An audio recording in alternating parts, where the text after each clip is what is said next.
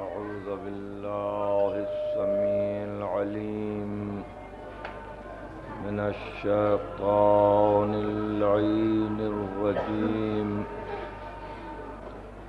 بسم الله الرحمن الرحيم. الحمد لله الذي هدانا لهذا وما كنا لنهتدي لولا أن هدانا الله.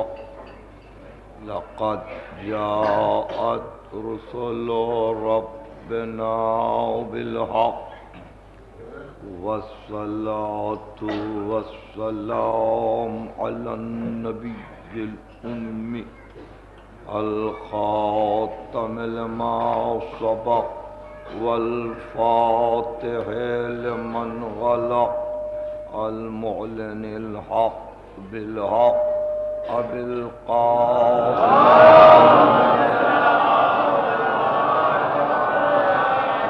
أهل بيته الطيبين الطاهرين المعصومين المظلومين الذين أذهب الله عنهم الرجس وطهرهم تطهيرا.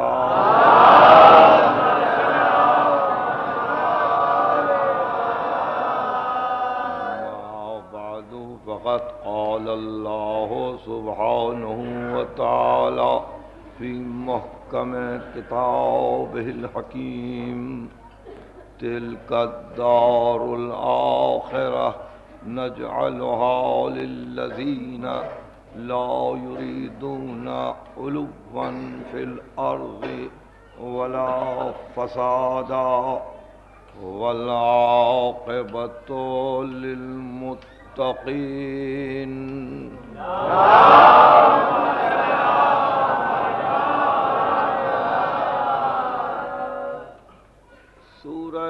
قصص کی یہ آیت انجام متقین پر ایک ایسا بیان اور معنی خیز درس و اعلان ہے کہ جہاں اس وضاحت کے بعد کہ یہ دار آخرت ان لوگوں کے لیے نہیں ہے جو زمین میں علو کریں، غرور کریں، کبر سے کام لیں یا فساد کریں. دار آخرت ان کے لیے نہیں ہے، اور عاقبت صرف متقین ہی کے لیے ہے، صاحبان تقوی ہی کے لیے ہے. اس بات کا خیال رکھا جائے کہ قرآن مجید میں 253 مقامات پر قرآن مجید میں لفظ تقوی کا ذکر ہے یا تقوی کے متعلق گفتگو ہے. 253 مقام ایسے ہیں جہاں خداوند علی اعلیٰ نے تقوی کا ذکر کیا ہے، اور اکثر مقامات ایسے ہیں جہاں تقوی کے ساتھ صبر کا ذکر کیا گیا ہے. اور ارشاد ہوا ہے کہ ان تصبروا وتتقوا ان ذلک من عزم الامور. اگر صبر کرو اور صاحب تقوی بنو تو یہی ہے امر میں عزم، یہی ہے استحکام ارادے کے لیے. تو صبر تقوی کے ساتھ ہے، تقوی صبر کے ساتھ ہے. صبر کی تعریف یہ کی گئی کہ صبر یا عزم مطلوب ہے یا بر مطلوب ہے.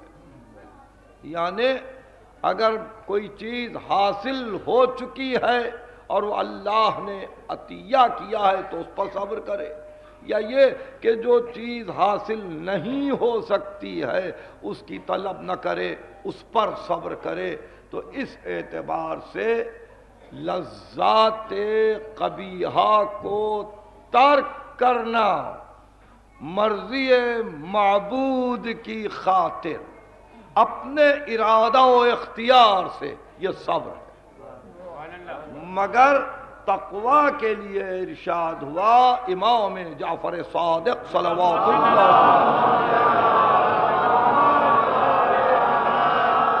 ارشاد فرماتے ہیں تقوی یہ ہے کہ ان لا یفقدک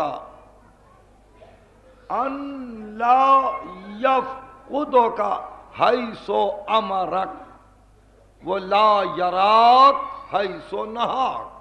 یہ تقوی کی تعریف معصوم کی زبان سے، یعنی تجھے وہاں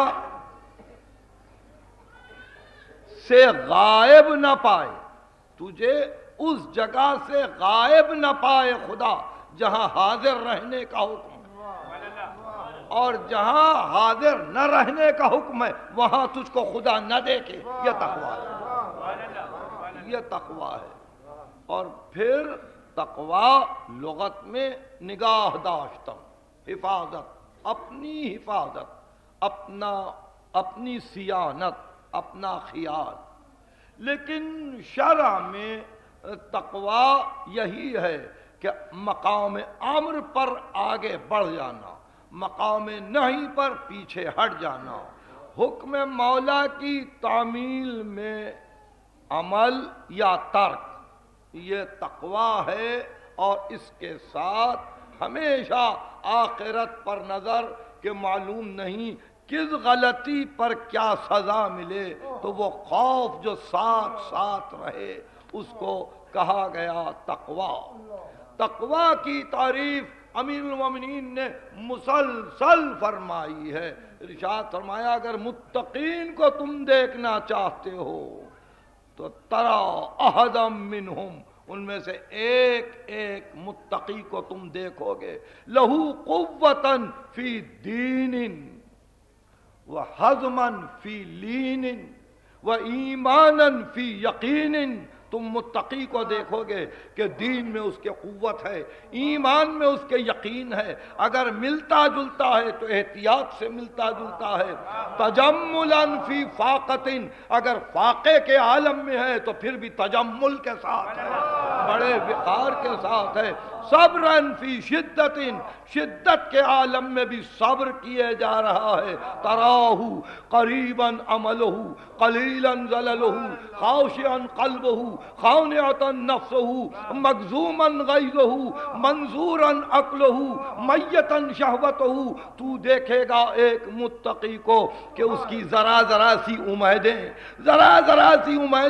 اس کی بہت کم لغزشیں، بڑی قلیل اس کی غذا، بہت کم اس کی نیند، بڑا کم راحت لینے والا، اپنے خواہشات پر قابو پانے والا. فرماتے امیر المومنین اگر متقی کو دیکھنا چاہتے ہو تو دیکھو فی الزلازل وقور فی المکارہ صبور فی الرخاء شکور. جب زلزلے آئیں تو متقی کا وقار دیکھو، جب مصیبتوں کے پہاڑ ٹوٹ پڑیں تو اس کی شان دیکھو، جب نعمتوں پر نعمتیں عطا ہوں تو اس کے شکر کے سجدے دیکھو.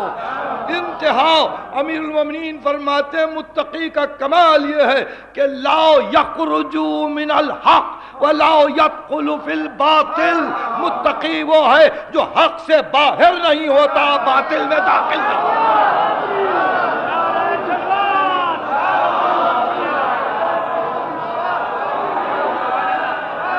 جو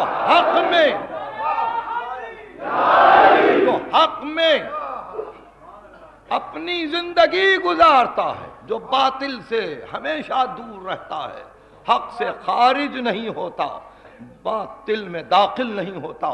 یہ متقی کی تعریف کس نے کی؟ سید المتقین نے کہا۔ جہاں سورہ فرقان میں ارشاد ہوتا ہے کہ دعا کریں گے وَاجْعَلْنَا لِلْمُتَّقِينَ إِمَامًا، پروردگار ہم کو متقین کے لیے امام قرار دے۔ قرآن مجید نے متقین کی مختلف مقامات پہ تعریف کی ہے۔ ایک مقام پہ ارشاد ہوا سورہ بقرہ میں ان اللہ مع المتقین، صاحبان تقوی کے ساتھ خدا ہے۔ سورہ حجرات میں خصوصیت کے ساتھ ارشاد ہوا ان اکرمکم عند اللہ اتقاکم، اللہ کے پاس معزز وہی ہے، مکرم وہی ہے جو صاحب تقوی ہو۔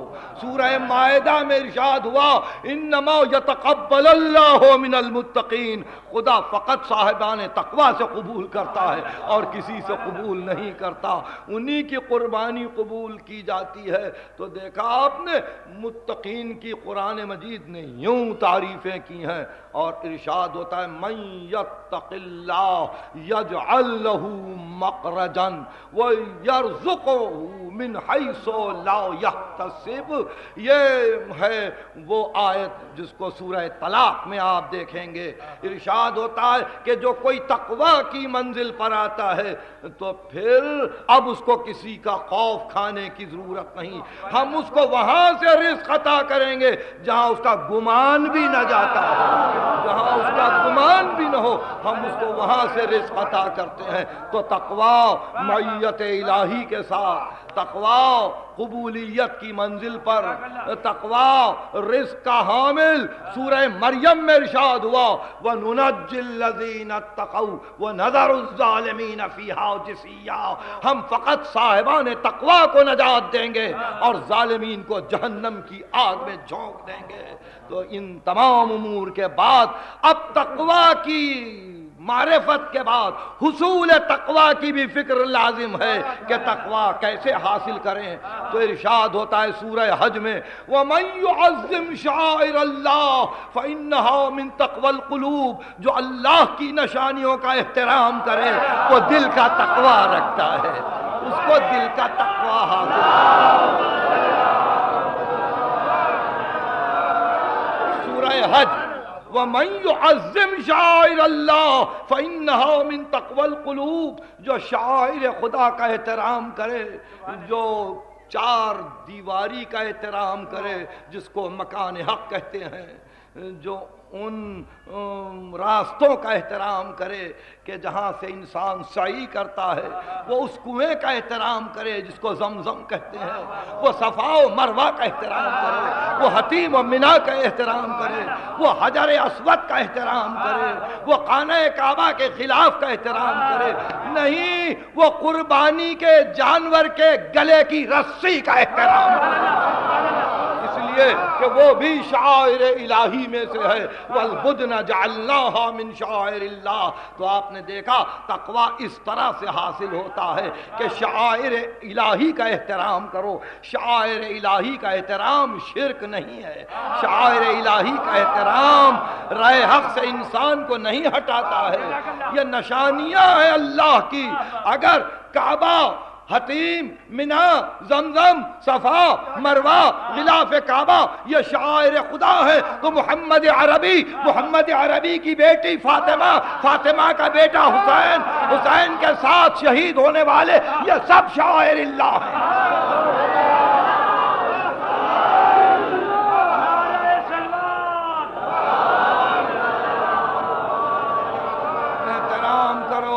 شاعر الہی کا احترام کرو، ان کے نام سے جو چیز منسوب ہو جائے وہ اللہ کی نشانی ہے، اللہ کی نشانی ہے، یہ تقوی ہے دلوں کا۔ وَمَن يُعَظِّمْ شَعَائِرَ اللَّهِ إِنَّهَا مِن تَقْوَى الْقُلُوبِ، یہ دلوں کا تقوی ہے۔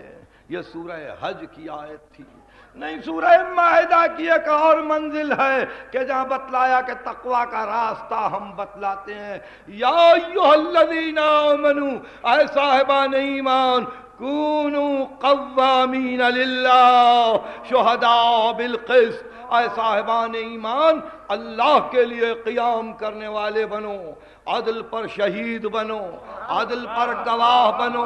وَلَا يَجْرِمَنَّكُمْ شَنَآنُ قَوْمٍ عَلَىٰ أَن لَا تَعْدِلُوا، خبردار کسی قوم کی دشمنی کہیں تم کو عدل سے نہ ہٹا دے، کسی قوم کی دشمنی کہیں تم کو عدل سے نہ ہٹا دے۔ اعدلوا هو اقرب للتقوی، عدل کرو یہی تقوی ہے۔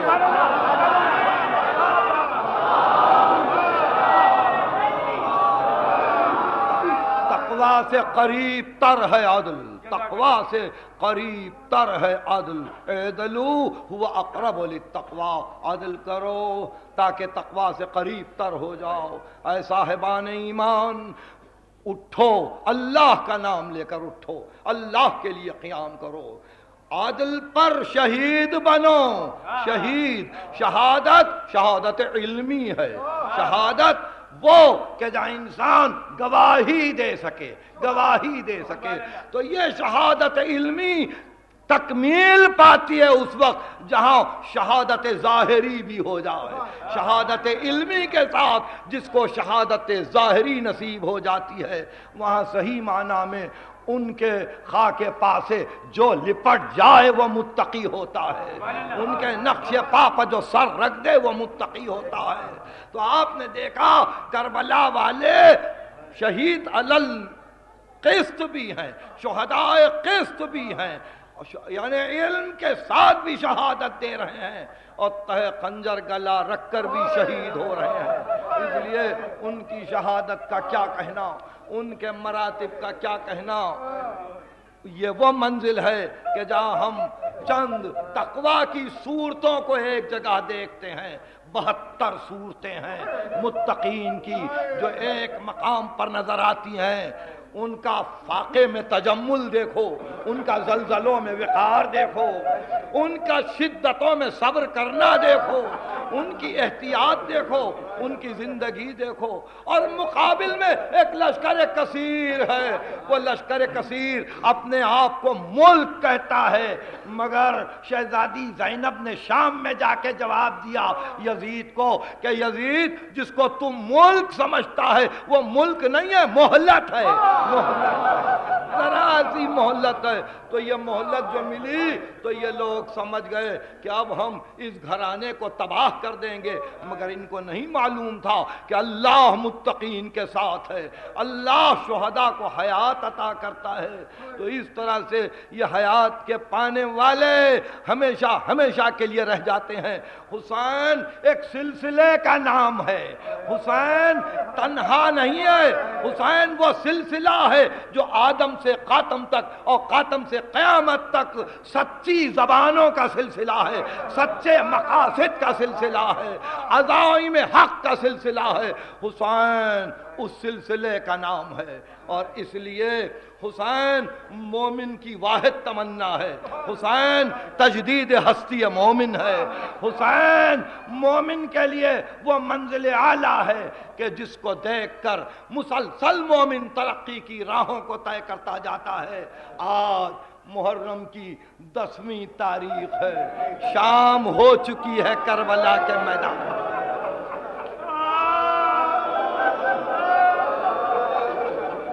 کربلا کے میدان میں شام ہو چکی ہے۔ دنیا واقف ہو چکی ہے کربلا سے کہ کربلا میں کیا ہوا۔ محمد کی بیٹی کا بیٹا حسین 28 رجب کو مدینے سے نکلا، 28 رجب کو مدینے سے نکلا، 3 شعبان کو مکہ معظمہ پہنچا، 8ویں ذی الحجہ کو مکے سے نکلا، 2 محرم کو کربلا پہنچا، 4 سے لشکر پر لشکر آئے، 7ویں سے پانی بند ہوا، 9ویں کو حسین ہر طرف سے گر گئے، 10ویں کو فاطمہ کا بھرا کر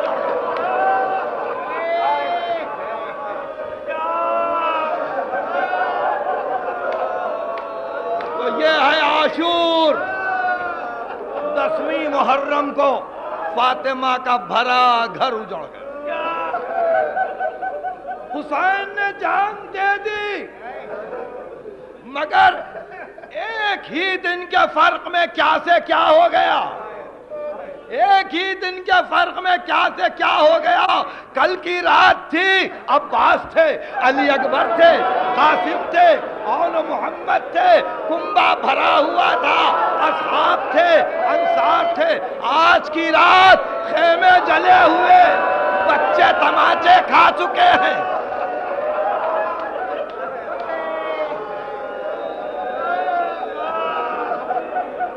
عجیب منزل فکر ہے۔ یقیناً حسین ابن علی اللہ کی ایک بڑی نشانی ہے، یقیناً حسین ابن علی صاحبان تقوی کے لیے ایک رمز ہیں، اور کربلا رہتی دنیا تک اپنا پیغام درد کی موجوں پر بھیجتا ہی رہے گا۔ مگر میری چند باتیں آج سن لو۔ کربلا کے میدان میں شام ہوئی، قاتل خود بیان کرتے ہیں کہ مقتل تو اداس تھا ہی، مقتل تو ویران ہی تھا، چند لاشیں پڑی تھیں، مگر قاتل بیان کرتے خدا کی قسم ہم نے دیکھا ایک بی بی کو جس کے بال کھلے ہوئے تھے، کبھی ایک لاشیں بجاتی، کبھی دوسرے لاشیں بجاتی، کبھی دریا بجاتی، اور بار بار آسمان کو دیکھ کے کہتی پروردگار میں نے اس بچے کو چکی پیس پیس کے پالا۔